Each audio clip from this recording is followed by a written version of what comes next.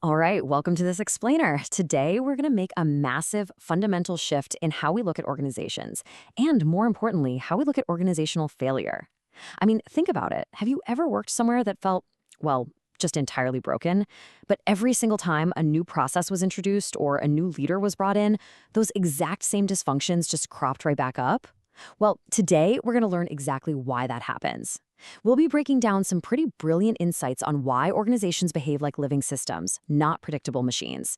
And trust me, understanding that distinction is a total game changer for how you solve problems. Okay, so consider this ultimate workplace mystery. A machine can fail because a component breaks. An organization can fail while most of its components appear to be working. Think about that for a second. An organization can literally collapse even when everyone is diligently attending all the right meetings, submitting their reports on time, checking off the risk registers, and following all the rules to the letter. It turns out failure doesn't always come from a broken part. It actually comes from that invisible space between the parts. Okay, let's dive right into this. Here's our roadmap for today. First up, we'll move beyond the idea of the broken machine. Then, we'll contrast complicated versus complex systems. From there, we'll untangle the dreaded escalation spiral, explore a toolkit called the organizational system map, examine the raw power of systems in a real-world crisis, and finally, wrap up with how to overcome organizational gravity. Section 1.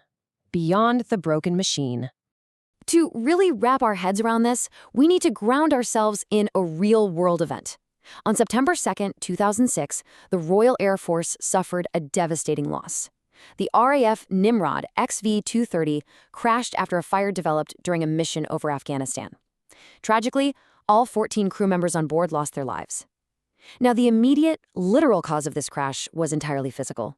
Fuel escaped and met an ignition source, likely an exposed high-temperature air duct. On the surface, it was an engineering failure. But when Charles Haddon Cave led the independent review into this incident, he didn't just stop at the broken machine. He traced the chain of causation much further outwards. And this is absolutely crucial to our core concept. The Haddon Cave review found that the true failure actually lay much, much deeper within the organization itself. They found a historical pattern: reductions in specialist resources, fragmented records, the gradual dilution of technical expertise, and competing priorities coming from leadership. Now, none of these were just isolated variables. Together, they interacted to shape exactly what the organization could see and what it totally failed to recognize. The organization had essentially lost the ability to understand its own risks. Section 2. Complicated versus complex systems. So this brings us to a head-to-head battle between two completely different types of environments. Now, what's really interesting here is how often we confuse these two words. Take a jet engine. A jet engine is incredibly complicated. It's got thousands of parts, right?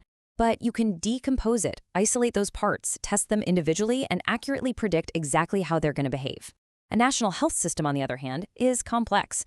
You can't just take it apart to fix it because its components, the doctors, patients, administrators, politicians, they constantly adapt to one another. They interpret the rules, they remember past changes, and they redistribute risk. Basically, they push back. We constantly fall for what we call the seduction of the machine when we try to fix our workplaces. And this habit dates all the way back to Frederick Taylor's scientific management in the early 20th century. Taylor proved that if you break work down into tiny, measurable, repeatable components, you get massive efficiency. And hey, that is incredibly powerful for stable, predictable tasks. But the problem is we incorrectly apply it to complex social systems. Look, a gear in a machine doesn't remember the last major reorganization, does it? It doesn't hide information because it's afraid of getting fired. But people do.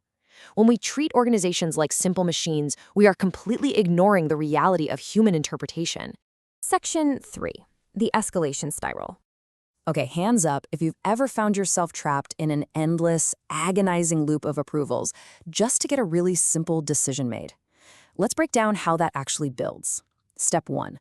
A manager faces a problem, but their authority is kind of ambiguous, so they hold off. They delay. Step 2. Just to be safe, they escalate it up to a senior leader. Step 3. Well, that leader also wants to avoid risk, so they demand more evidence and documentation. Step 4. This whole process takes so incredibly long that the situation gets even more complicated, prompting leadership to tighten governance, which formally weakens the local manager's authority even further. It's wild. Everyone in this scenario is acting completely logically based on their local view, but together, they've built a machine that actively prevents decision-making. This right here is a textbook example of emergence.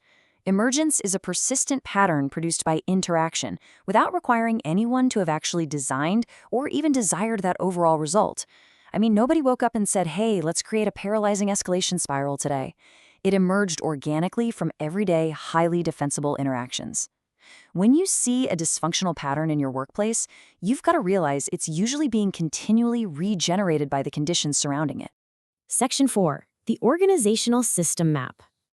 So if we can't just go in and swap out a broken part to fix things, what do we actually do? Well, we used a detective's toolkit. This map puts your recurring problem right in the center and surrounds it with 6 interacting domains. First, we have purpose. What's the actual revealed priority here? Structure. Who actually has the real authority? Incentives. What are the true risks to a person's status or paycheck? Information. What data gets seen and what quietly gets buried? Relationships. Where is the trust and where is the conflict? And finally, history. What unresolved baggage or ancient tech are you still dragging along?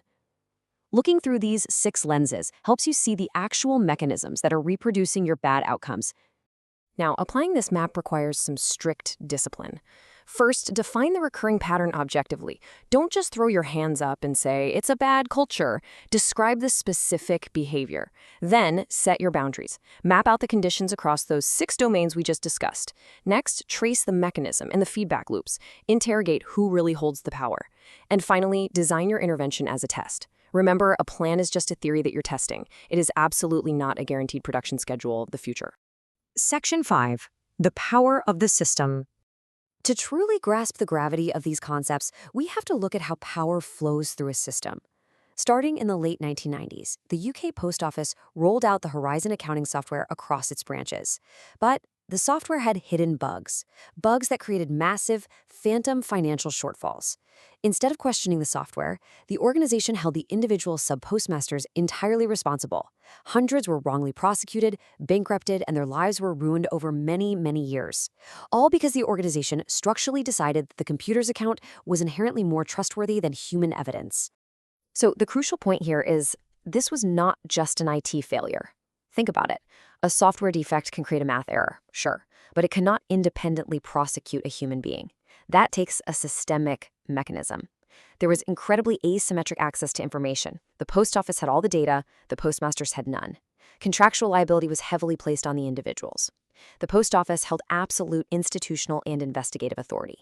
This vicious, reinforcing loop meant that every single time the system flagged an error, the burden of proof was instantly shoved onto the least powerful person in the room. What cases like the Horizon scandal really expose is the dangerous gap between the formal operating model and the lived operating model. The formal model is what's on paper, right?